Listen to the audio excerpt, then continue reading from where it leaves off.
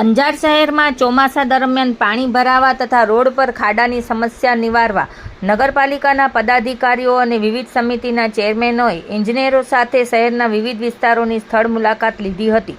ગાયત્રી 4 રસ્તાથી દેવનગર માર્ગ, યોગેશ્વર ચોકડી, સાગર રેસિડેન્સી, દેવળિયા નાકા, સવાસર નાકા અને હેમલતા પાર્ક સહિતના વિસ્તારોમાં પાણી ભરાવા અને માર્ગોની સ્થિતિનું જાત નિરીક્ષણ કરી તાત્કાલિક કામગીરી માટે સૂચનાઓ આપવામાં આવી હતી.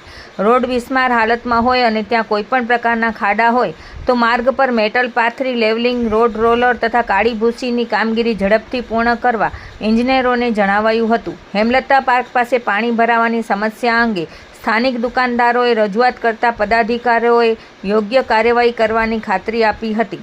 આ મુલાકાતમાં નગરપાલિકા પ્રમુખ ધર્મિષ્ઠાબેન ખાંડેકા, ઉપપ્રમુખ પરેશભાઈ માલસતર, કારોબારી સમિતિ ચેરમેન પ્રકાશભાઈ લોદરિયા, શાસક પક્ષના નેતા આશિષભાઈ ઉદવાણી, દંડક ગિરીશભાઈ પરમાર, જાહેર બાંધકામ સમિતિ ચેરમેન નિલેશગીરી ગોસ્વામી, પાણી પુરવઠા chairman Amitbhai Vyas, light and garden સમિતિ ચેરમેન અલ્પેશભાઈ દરજી સહિત વિવિધ સમિતિના ચેરમેન અને એન્જિનિયરો રવિભાઈ વાઘેલા તથા ગૌરવભાઈ સોરઠિયા ઉપસ્થિત રહ્યા હતા.